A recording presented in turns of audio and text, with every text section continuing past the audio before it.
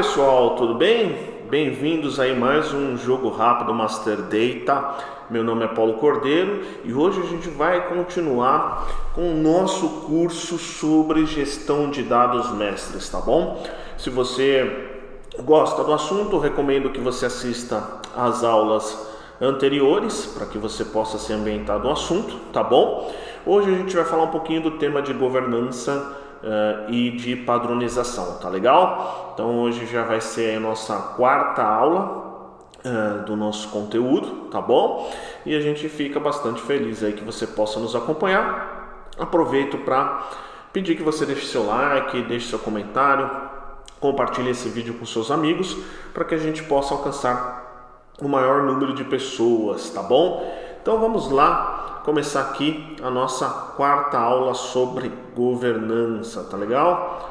Então muito bom, vamos seguir aqui para que a gente possa abordar um pouco desse assunto, tá legal? Não é escopo aqui do nosso curso se aprofundar em governança de dados, porque esse é uma disciplina muito ampla com diversas ramificações, tá?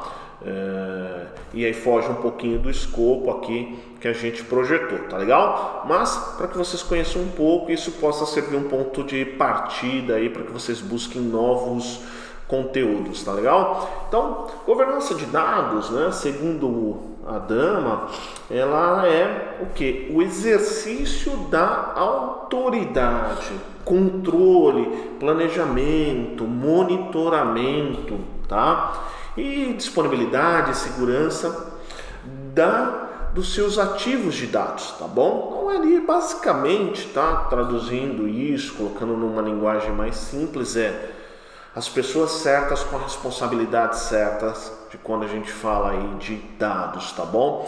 E quando a gente fala um pouquinho de governança, né, a gente vai desde o planejamento, monitoramento e a garantia, né, de aplicação daquilo que a gente definiu, tá bom? E aí, dentro de governança de dados, a gente tem ali os nossos dados mestres e de referência, a gente também tem data quality, tem gerenciamento de metadados, né, alguns pontos que a gente já falou um pouquinho aqui nesse curso e alguns outros pontos a gente vai falar nas próximas aulas aí, tá bom? Então, basicamente, gestão ali de dados mestres está dentro, né, dessa disciplina, desse universo aí de governança de dados, tá legal? Muito bem, vamos aqui seguindo, né? Eu achei essa imagem aqui bastante interessante, inclusive ali da informática, né?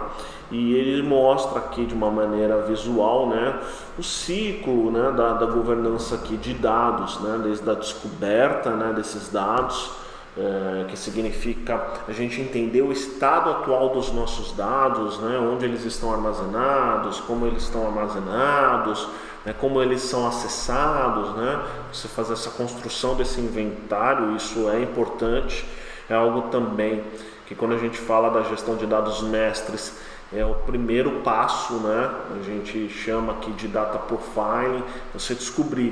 Então, quando a gente fala ali de um domínio de clientes, a gente sabe, eu tenho essa informação no CRM, eu tenho essa informação no meu comércio eletrônico, eu tenho essa informação no meu RP, você vai entendendo quais são os seus silos, né? E como eles trabalham com essas informações, tá bom? Então, isso é importante entender e analisar o estado atual de cada um desses dados, tá bom? Isso é muito importante. Eu vejo algumas iniciativas de gestão de dados mestres naufragarem pela falha no levantamento, né? Pela falha na descoberta, entender como esses dados estão armazenados, tá legal? E aí a gente parte ali para a parte, né, de definição, onde vem desde a parte de políticas, criação de regras, enfim, né, como esses dados estão relacionados, também entra na parte de taxonomia, né, que é a definição de classificação daqueles nossos dados, também uma parte ali muito importante. E aí a gente vai para a aplicação, né, daquilo que a gente definiu anteriormente. Então a gente descobre, define e aplica, né, executa aquilo que a gente desenhou, tá? E aí para executar isso tem as questões de regras, automações, enfim, né? Entender todo esse escopo. E aí no final a gente precisa medir, né? Então, se vocês darem uma olhada, é basicamente um ciclo de PDCA, né? Plan, Do, Check, né? Então a gente também precisa medir e garantir ali que tudo que a gente desenhou está sendo efetivamente colocado em prática. Isso também é importante quando a gente fala de dados mestres, né? Descobrir, definir, aplicar e medir. Geralmente a gente enfrenta aí alguns projetos onde algum dos pontos não é bem feito, e isso vai trazendo uma série de problemas em cascata, tá legal? Muito bem, tem aqui 8 práticas, né, para quando a gente fala de governança e de dados mestres, tá? A primeira fase é a definição, onde nós vamos criar nossas políticas, vamos entender quem são as pessoas certas que precisam ter determinadas responsabilidades, tá? A gente pode também aí desenhar nossas regras, os nossos modelos de padronização, que podem ser modelos próprios, onde a empresa cria suas regras de taxonomia. Podemos adotar modelos globais, né, de padronização, né, de dados. Tudo isso entra aí nessa parte, né, que a gente está falando aí da definição, das políticas, das regras, tá?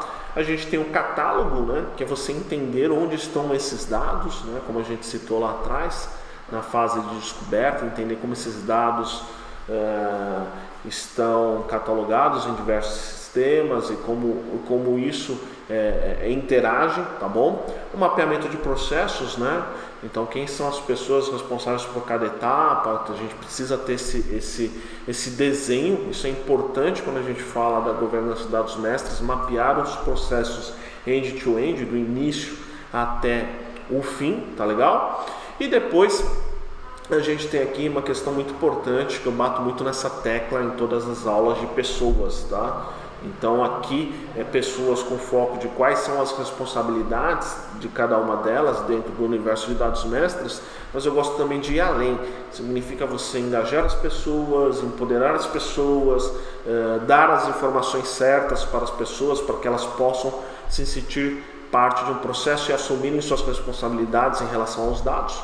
Workflow, né? Que é basicamente a gente construir um mecanismo que vai conectar essas pessoas dentro de regras pré-estabelecidas, e quais são as métricas que a gente vai colher de todo esse processo. Então, são 8 práticas aí que, se você der uma olhadinha, elas vão te ajudar muito na implementação da disciplina de gestão de dados mestres, tá bom?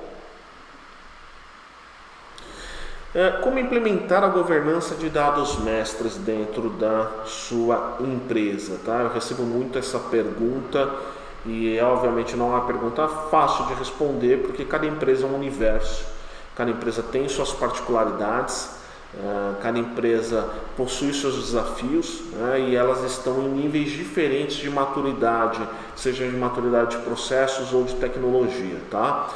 E aqui no Brasil, a gente, quando fala de dados mestres, a gente sofre com um belo de um problema, tá? Que é o problema de achar que padronização descritiva é a implementação de uma disciplina de gestão de dados mestres, e uma distância muito grande, tá? Então eu bato muito nessa tecla que o PDM não vai resolver todos os seus problemas de dados, enfim, e tem muita gente no mercado brasileiro que vende isso como a solução de todos os problemas, e não é, tá? Então esse é o primeiro passo de poder entender. Então, entenda que não é só uma questão de tecnologia, não vai ter um software mágico que vai resolver todos os seus processos e resolver todos os seus problemas de dados, tá? Entender isso é importante. O software, ele é essencial, tá? Ele ajuda muito no processo, ele facilita, mas ele não vai resolver todos os seus problemas, tá? Então não é só uma questão de tecnologia. O maior erro que eu vejo nas organizações é quando você fala de gestão de dados mestres, as pessoas dizem, isso é com a área de tecnologia, e não é com a área de tecnologia. Quem é impactado por um cadastro ruim é a área de compras, é a área de vendas, é a área de produção, os usuários de negócio que são impactados, e eles são os donos dos processos. Eles vão dizer como vai ser o fluxo de cadastro dentro de uma empresa. A tecnologia ela fornece a ferramenta, mas se o processo estiver mal feito, ferramenta nenhuma vai resolver. Então isso é muito importante para vocês saírem dessa discussão estéril de que isso é como a área de tecnologia e a área de tecnologia tem que decidir. Então é um problema muito sério que a gente enfrenta em muitas organizações. A tecnologia ela não deve decidir, ela deve participar, mas ela não deve ser a decisora sobre como deve ser os processos de negócio, tá? Um cadastro de cliente bem feito, ele não serve só para atender uma questão fiscal ou um processo qualquer, não. Um cadastro bom de cliente vai te ajudar a você a vender mais, a você ser mais assertivo, a fazer sua empresa crescer mais, tá legal? Então esse é o primeiro ponto aí, de não achar que é só de tecnologia, e aí você vai precisar fazer o quê? Engajar as pessoas para que elas entendam a importância do projeto, entendam a importância de implementar a disciplina de governança de dados mestres. E Paulo, como que eu faço para engajar? Os diretores aqui não dão atenção, eu falo com as pessoas, ninguém me escuta, todo mundo acha que cadastro é digitar alguma informação no RP e está tudo resolvido. Como que eu faço esse trabalho de engajamento das pessoas? Você faz esse trabalho através da conscientização. A divulgação periódica de textos, de artigos, trazendo informações de mercado. Então, as pessoas ainda não se tocaram da importância da gestão de dados mestres para melhorar os processos de negócio e aumentar a rentabilidade da empresa. Então, você precisa trazer essa informação. A gente explica isso muito na primeira aula, sobre a importância de dados mestres, a importância de ter estatísticas, e a gente também vai falar isso um pouquinho mais para frente lá na aula de como fazer um projeto. Mas tente trazer. Você não vai conseguir resolver isso no primeiro instante, mas você periodicamente pode municiar os seus gestores, você pode municiar os seus pares com estatísticas, com relatórios de mercado, com informações. Mostre também nas suas conversas o que essas novas empresas que estão crescendo de forma absurda estão fazendo, como que elas enxergam a importância dos dados, tá legal? E aí, quando você sai dessa discussão de só de tecnologia e vai para uma discussão de processo, de engajamento, de pessoas, você vai ver que aos poucos água mole em pedra dura, tanto bate até que fura, tá legal? Não desista, não é fácil, eu sei, mas você como profissional de dados mestres, você precisa ter essa habilidade de lentamente fazer as pessoas acordarem para essa realidade. Eu falo muito aqui, tanto nas minhas aulas como no dia a dia, quando eu estou conversando com as pessoas, no LinkedIn, enfim, PPT, pessoas, processos e tecnologia. Comece nessa ordem. Comece a trazer as informações para as pessoas sobre os benefícios de uma gestão de dados mestre. Compartilhe artigos, compartilhe estatísticas, enfim, traga cases de outras empresas que estão tendo sucesso. Isso vai fazendo o engajamento das pessoas. Fez esse primeiro processo, que ele pode demorar algumas semanas, meses, para desenrolar, você vai para a parte de processo, né? Mapear os processos, entender quais são os pontos críticos, sejam por causa de um número elevado de erros, por uma não conformidade, por uma baixa completude ou acurácia dos dados, enfim, você pode trazer toda essa informação no portal Analista de Cadastro e no dadosmestres.wordpress.com. A gente traz muita informação de como coletar essas estatísticas e fazer esses mapeamentos de processo. E aí, por último, você vai para a escolha de tecnologia. Quando você, para a escolha do software, quando você tem as pessoas engajadas e você já entendeu quais são os seus problemas nos seus processos, os seus principais problemas, você vai ver que a tecnologia ela vai se encaixar muito mais fácil, né? Você vai falar, opa, agora eu sei exatamente o que eu preciso. Isso vai fazer que você não escolha o software errado e se arrependa lá na frente, tá bom?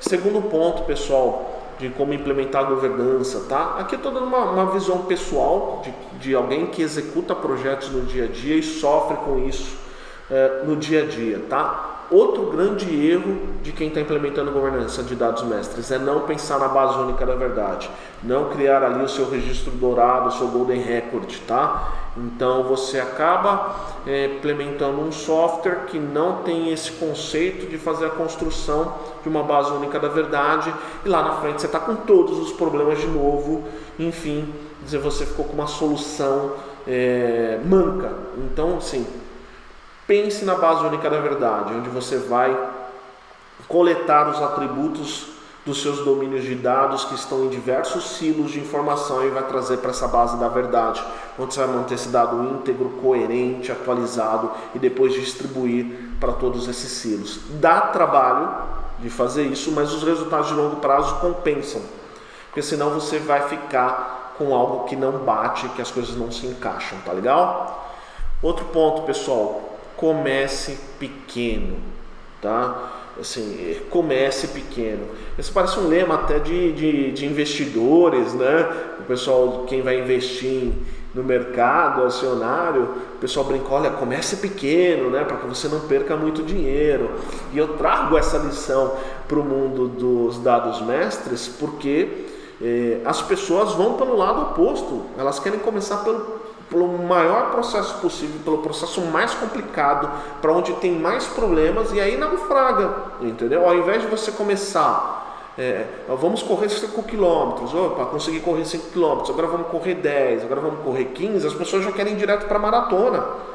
E isso é um absurdo, e acontece toda hora. Então, assim, você quer começar, comece pequeno, não comece pelo seu processo mais complexo, mais difícil, e que tem mais pontos de atenção.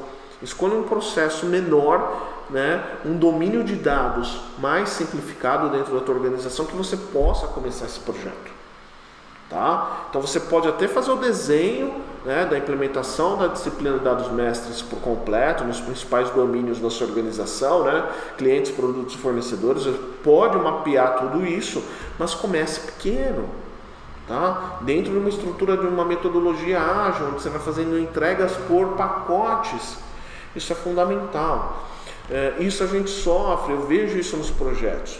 Então você pega, por exemplo, uma empresa onde o cadastro de produto é extremamente complexo, envolve diversos setores de atuação, envolve muitas pessoas, muitas vezes localizadas em várias plantas, em vários locais diferentes ao redor do globo, e as pessoas querem começar por esse. Aí começam a ter todas aquelas dificuldades, porque também não fizeram o engajamento das pessoas, não engajaram as pessoas, não mapearam os processos, e aí você vai começar a implementar sua governança. Então você vai ter problemas, tá? Então, escolha pequeno, faça, aí vai para um problema maior, faça, e assim sucessivamente. Você vai perceber que você tem mais controle sobre todo esse processo, tá legal? Agora nós vamos entrar no tópico aí de padronização e vou trazer aqui algumas informações interessantes para vocês, tá legal?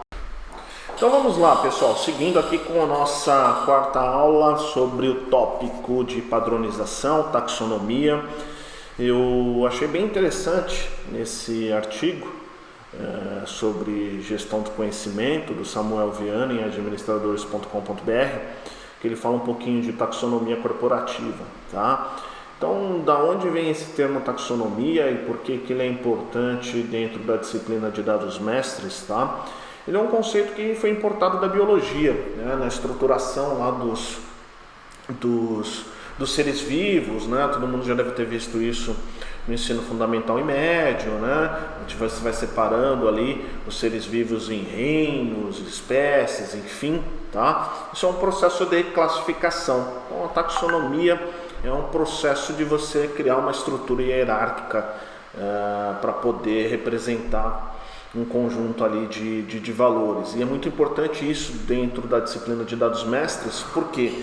Porque uma das nossas funções é agrupar nossos clientes, agrupar nossos fornecedores, agrupar nossos materiais por itens que tornam eles similares. E isso, a classificação nessa organização é importante porque permite a gente extrair informações úteis, permite a gente localizar mais fácil uma informação, tá? Então imagina lá que você tivesse um cadastro de 1000 produtos sem nenhum tipo de agrupamento, que eles não tivessem um grupo de mercadoria, que eles não fossem identificados como um tipo de material, e você quisesse fazer uma análise. É bem mais difícil, porque você teria que abrir material por material, descrição por descrição, para tentar ali fazer uma análise daquilo que você precisa. Então é natural do ser humano a gente agrupar e classificar. A gente faz isso no nosso dia a dia, né? Então, o nosso armário, muitas vezes a gente classifica, coloca as camisas de um lado, as camisetas de um outro, as calças num canto. Dentro de uma empresa a gente organiza os documentos por tipos, né? A gente está constantemente tentando colocar um pouco de ordem no caos, né? Então esse é um processo aí de taxonomia corporativa, taxonomia empresarial, tá legal? Então é isso, né? Pra gente trazer um pouquinho desse tema, tá? Então, por que padronizar, né? Por que padronizar dentro da disciplina de dados mestres ele é importante, tá? Porque quando você padroniza os seus cadastros, você vai ter consequentemente um melhor controle do estoque. Você reduz o uso de muitas vezes do espaço físico dos seus materiais, porque você começa a agrupar, identificar necessidades e você consegue ter um arranjo melhor, não é? Todo mundo percebe em empresas minimamente organizadas, quando você organiza seu estoque, você procura colocar materiais do mesmo tipo, próximos um do outro, né? Isso é um tipo de organização. Você também classifica ali seus clientes, né? Clientes prioritários, não prioritários, clientes do tipo diamante, clientes do tipo ouro, enfim, você sempre está procurando criar classificações, né? Para você poder trabalhar melhor com o seu conjunto de dados, tá? Então você vai tendo uma boa padronização, você reduz seu estoque, melhora a sua logística, reduz custo financeiro e aprimora o compliance aí da sua organização, tá bom? E aí como que a gente padroniza, tá? Padronizar é fazer agrupamentos por similaridades, é você colocar os seus dados organizados de forma hierárquica, tá? Então, por exemplo, domínio de dados de clientes, tá? Então, como que a gente pode agrupar os nossos clientes? Podemos fazer uma classificação comportamental, né? Clientes que compram um determinado tipo de produto, enfim, tá? Uma classificação fiscal, né? Clientes que operem sobre determinados KNAIs, né? O KNAI é uma classificação, agrupamento por questões de crédito, enfim, você pode imaginar ali N cenários para você classificar os seus clientes, tá? Existem, obviamente, sempre a importância de você classificar baseadas em listas amplamente divulgadas. Por exemplo, você usa uma estrutura de KNAI, todo mundo conhece uma estrutura de KNAI, então fica mais fácil até você poder depois compartilhar esses dados em fazer até benchmarks ou estratégias com outras empresas também, tá legal? Fornecedor é a mesma coisa, classificação fiscal, agrupamento por KNAI, por tipo de serviço prestado, por tipo de mercadoria vendida, enfim, você pode construir aí os seus tipos de classificação, suas estruturas, né? Tem empresas que criam uma estrutura de classificação para colocar os seus clientes e fornecedores, né? Estrutura em grupos contábeis, estrutura numa série de modelos aí, tá bom? Em materiais a gente tem a classificação fiscal, o NCM, por exemplo, uma estrutura hierárquica, uma padronização descritiva, que a gente vai falar um pouquinho mais lá na frente, mas você também pode ter a classificação de materiais, por exemplo, curva A, B e C, né, dos itens com maior valor agregado para os itens de menor valor agregado. Você pode criar uma série de formas de padronização, tá legal? Muito bem. Então, quando a gente fala de produtos, né, e sempre que a gente fala de classificação, taxonomia, o cadastro, né, o domínio de produtos tem uma importância fundamental, tá bom? Então, qual é a vantagem de você ter produtos bem organizados, tá? Isso vai facilitar o teu processo logístico, vai evitar a duplicidade, vai facilitar a vida do usuário que precisa localizar aquele produto, vai facilitar a vida do teu cliente caso ele chegue a você através de um comércio eletrônico, favorece a sua forma de comunicação com seus fornecedores também, tá? Então, produtos bem organizados, bem classificados, eles trazem todos esses ganhos, tá? E quando você coloca o produto e você faz uma correta árvore de classificação, você consegue associar uma série de regras ou procedimentos corporativos. Então, por exemplo, aquele nó de uma árvore mercadológica, o seu orçamento de compras para aquele nó naquele ano é de R$1 milhão. Você pode, por exemplo, determinar métricas de rentabilidade para cada grupo de mercadorias diferente. Enfim, isso começa a interagir e funcionar durante todo o processo da empresa. Agora imagina você tem produtos mal classificados. Então você classificou o produto incorretamente num grupo de mercadoria, pode ser que você pratique uma taxa de rentabilidade, uma margem sobre aquele produto que não corresponde com a realidade. Então tem uma série de impactos que a gente traz. E até a contabilização hoje em grandes empresas, ela está intimamente ligada ao tipo de material, com as empresas querendo que determinados tipos de materiais afetem determinados centros de lucro, centros de custos, determinadas contas contábeis, para que no balanço você consiga identificar da onde veio sua receita, da onde veio os seus principais custos com aquelas mercadorias ou serviços, tá bom? Muito bem, quando a gente fala de classificação, a gente tem dois grandes modelos. O modelo de classificação interna, onde você vai criar sua estrutura hierárquica, baseado naquilo que é o melhor para o seu negócio, e tem como você adotar modelos globais de classificação, tá bom? E você pode, obviamente, ter os dois. Você pode construir uma árvore de classificação para os seus materiais, clientes e fornecedores, e essa árvore pode estar conectada também a uma estrutura global. Qual é a vantagem de você usar uma classificação global? A grande vantagem desse modelo é de você poder se comunicar com outros parceiros e empresas na mesma linguagem.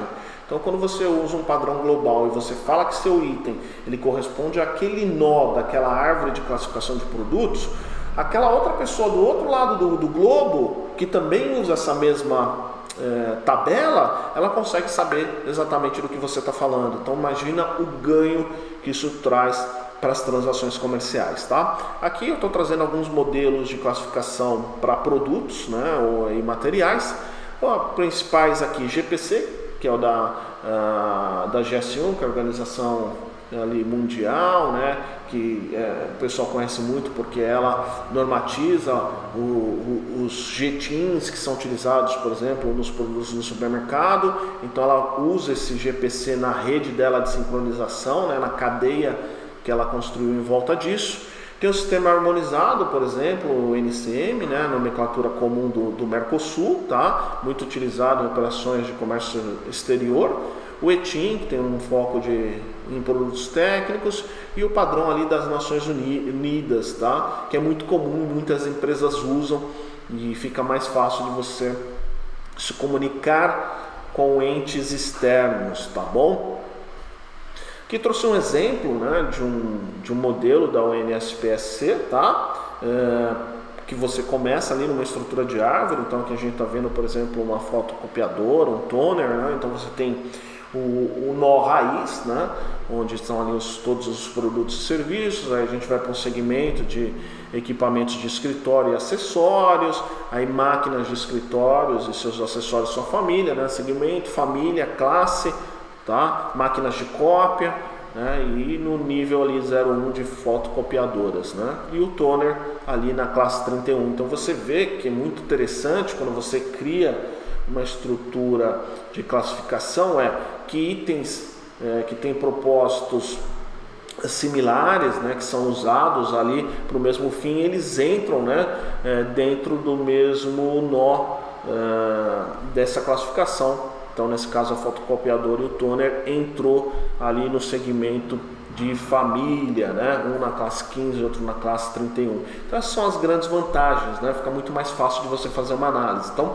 eu quero fazer uma análise, por exemplo, a nível de toner, você desce ali no nível 03, né? A partir do nível 31 3, por exemplo. Eu quero fazer uma análise da família como um todo. Você sobe até a família 10, vai ter as máquinas, os toners e os outros itens lá dentro. Então, isso te permite, imagina num relatório financeiro, num relatório gerencial, você poder fazer esse tipo de análise, tá? Então, por isso que é importante, então, do projeto de Master Data, parar um pouco, refletir na construção da árvore, né? A árvore não pode ser muito extensa, que se torne praticamente um desafio realizar a classificação, mas ela também não pode ser muito genérica, onde depois você não consiga tirar uma informação válida, né? Então você tem que achar um equilíbrio, e muitas vezes esse equilíbrio ele já é fornecido por modelos globais, por isso que vale muitas vezes adotar um modelo que já foi estudado por muitas pessoas e que já é praticado no mundo inteiro, tá legal? Mas é importante você ter esse conceito de estruturar todos os seus produtos numa árvore, tá? E aí você vai trabalhando 4, 5 níveis nessa sua estrutura. Não tem uma fórmula mágica, cada setor pode demandar coisas ligeiramente diferentes, tem empresas que adotam modelos globais e fazem suas adaptações, enfim. Aí você tem que estudar melhor que o seu cenário, mas é um tempo onde você deve gastar uma energia sim, porque em sistemas de gestão empresarial, toda a parte de relatórios e tomadas de decisões gerenciais acabam estando conectados com essas árvores de classificação. Aqui a gente está falando especificamente de produto, mas você também tem as suas árvores de classificação de clientes e fornecedores. Então eu já vi muitas empresas que pecam ou pelo excesso, entre em níveis onde você acaba tendo dúvida onde você vai classificar o produto, né, ou fica muito granular, ou empresas que fazem praticamente 1, 2 nível e fica muito genérico. Você tem que achar o equilíbrio de acordo com o teu modelo de negócio aí, tá bom? E PDM, né? O que é o PDM? É um padrão descritivo de materiais, tá? Onde você pode catalogar os materiais da sua empresa com base nas características desses materiais, né? Nas características e valores destes materiais, tá bom? E aí isso você vai trazer ganhos para o teu processo de compras e logístico, tá bom? Então qual que é o objetivo do PDM? Principal, reduzir ou eliminar por completo o uso de descrições genéricas, tá? Essas questões das descrições genéricas são um dos grandes problemas nas organizações, não são os únicos problemas, mas é um problema, não é o único problema, mas é um grande problema de ter, por exemplo, uma descrição só caneta. Que tipo de caneta se refere a isso? E aí você acaba tendo um problema de estoque, onde você pode ter materiais que são diferentes dentro do mesmo SKU. Então esse é um ponto de dor em muitas organizações, e por isso que muitas organizações buscam a padronização, tá? O segundo é você ter regras centralizadas, né? Organizar o seu cadastro de forma centralizada. Não adianta você implementar uma padronização descritiva onde cada usuário vai montar a descrição do seu jeito e esquece as regras que foram convencionadas, tá? Então esse é o principal ponto. Quando a gente fala na implementação de PDM, tem por característica centralizar esse cadastro na mão de um conjunto ali de pessoas, tá bom? Normatizar o cadastro, eliminar itens obsoletos, porque quando você está fazendo a padronização, você está fazendo a análise dos itens, você já vê que aquele item não serve mais, você não usa mais, enfim, já acaba eliminando, ou ele estava duplicado, enfim, tá? Melhorar o processo de compra, então o teu fornecedor vai saber exatamente aquilo que você quer comprar, isso te traz um ganho, evita erros nos pedidos e nas notas fiscais, tá? E reduzir o tempo, porque o teu colaborador consegue localizar mais fácil aquele produto, ele evita escolher o produto errado, ele tem mais facilidade na hora que ele vai extrair um relatório, tá bom? Então esses são os principais pontos aí do porquê que as empresas buscam o PDM. E aí eu faço o alerta de novo, é interessante você ter a padronização acoplada dentro da governança como um todo, tá? E não simplesmente, só vou fazer uma padronização e não vou me preocupar com o restante.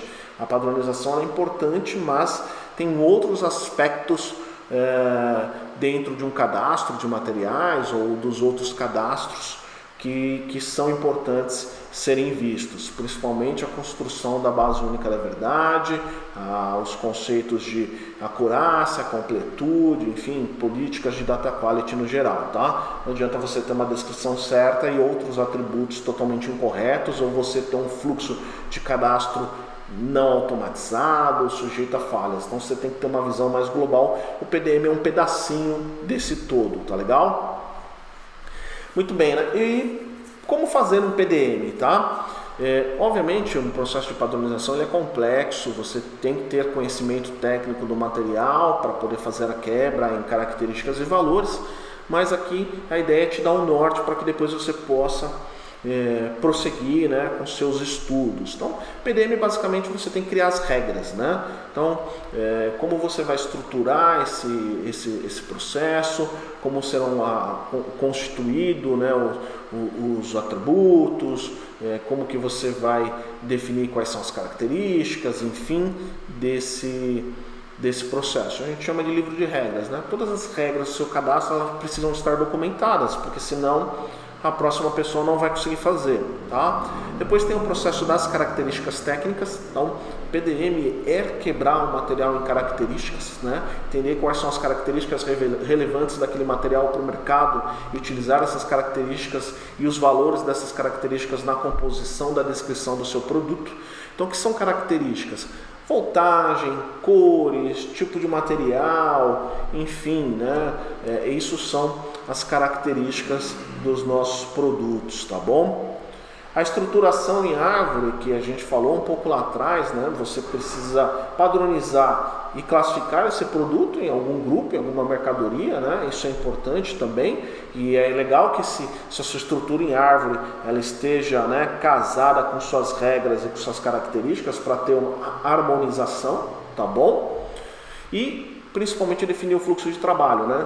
Quem pede, quando pede, como esse workflow vai seguir na empresa, né? Como isso vai acontecer, né? Quais são os procedimentos. Então, basicamente, isso que você tem que se atentar: levantar as regras, definir características técnicas para cada conjunto ali de materiais, a estruturação, né? A taxonomia e aí definição de fluxos de trabalho, tá bom? Obviamente, um software também te ajuda nesse ponto, mas como eu já comentei anteriormente, o software é uma ferramenta, você precisa ter os processos e as pessoas engajadas. Então aqui tem um exemplo, tá? Processo, você tem as categorias, né? Você pode criar esse processo de categoria, subcategoria, que também é um processo de taxonomia, né? De classificação. Então, por exemplo, uma categoria de vedação. Dentro dessa categoria de vedação, a gente tem uma subcategoria de anéis. E aí esses anéis de vedação, eles têm características, uma característica, por exemplo, a dureza, e essa dureza ela pode receber valores, né? Então ela tem um nível ali de dureza e por aí a gente vai passando. Uma característica de um outro produto pode ser uma voltagem, você tem os valores 110, 220 e assim sucessivamente. Cada conjunto de materiais eles vão exigir características diferentes e podem ter múltiplas características, tá? Obviamente, quando a gente fala de padronização, você não consegue ter todas as características possíveis de um material, principalmente materiais mais complexos. Então você acaba adotando as características que são mais usadas no mercado e as características que são as mínimas necessárias para que você possa transacionar esse produto, tá legal? Então, um modelo antes, né? Como funciona depois você faz um processo de padronização, tá? Então você tem ali uma descrição simplificada, onde a gente colocou um anel de borracha de 4,55 por 2, tá? E aí você faz um processo de padronização usando as características e valores, e aí você começa a montar as descrições do seu produto. Quando você define as características e os valores, automaticamente a descrição nada mais é do que a concatenação dessas informações a partir de regras. Então você pode montar descrições curtas, descrições longas, tá? Qual o tamanho dessas descrições? Depende muito do que o seu software de gestão empresarial vai aceitar, enfim, depende do que o teu mercado, o teu negócio específico precisa. Você pode ter descrições curtas de 40 caracteres, descrições longas de 100 caracteres, tá bom? Depende aí de cenário por cenário. Então, antes, uma descrição simples se transforma um anel do tipo O, material borracha, a dureza, qual é o diâmetro interno, qual é o diâmetro da seção, né? Você montou uma curta, aí você pode montar uma longa, você pode colocar uma referência de um fabricante para poder ajudar, né? E aí no mercado você vê que tem pessoas que são favoráveis a colocarem os códigos de fabricante, outros que acham não, porque podem induzir o processo de compra, tá? E aí, quando você faz a padronização também, pessoal, e você quebrou em características e valores, é um pouco mais fácil já de você classificar o NCM, tá? É um pouco mais fácil de você classificar esse produto dentro de um grupo de mercadoria, porque você já sabe quais são as características e qual o melhor grupo que ele se encaixa. Então você tem uma série de facilidades, né, em processos subsequentes a partir do momento que você optou pela padronização do seu material. A gente fala muito de material, mas você pode também padronizar serviços também. Você pode criar modelos de padronização de clientes e fornecedores baseado em características, enfim, né? Tem uma série de processos aí que podem ser feitos para quase todos os domínios de dados, tá bom? Então é isso, pessoal. Gostaria aí de agradecer aí o tempo de vocês. Espero que essa aula tenha sido bastante proveitosa para vocês. A gente falou um pouquinho de governança, um pouquinho de padronização, PDM, como isso se encaixa no nosso dia a dia. Então a gente está encerrando aqui a quarta aula. Peço para deixar seu like, inscreva-se no canal, o seu apoio é importante. Se você não gostou de alguma coisa, sentiu que está faltando, escreve um comentário que a gente vai ler e, se possível, nas próximas aulas a gente complementa, tá bom? Também, tá? A gente já está na quarta aula, já teve outras aulas, então tem bastante conteúdo aí para poder seguir nessa jornada aí, tá bom, pessoal? É isso aí, um grande abraço e até a próxima. Tchau, tchau!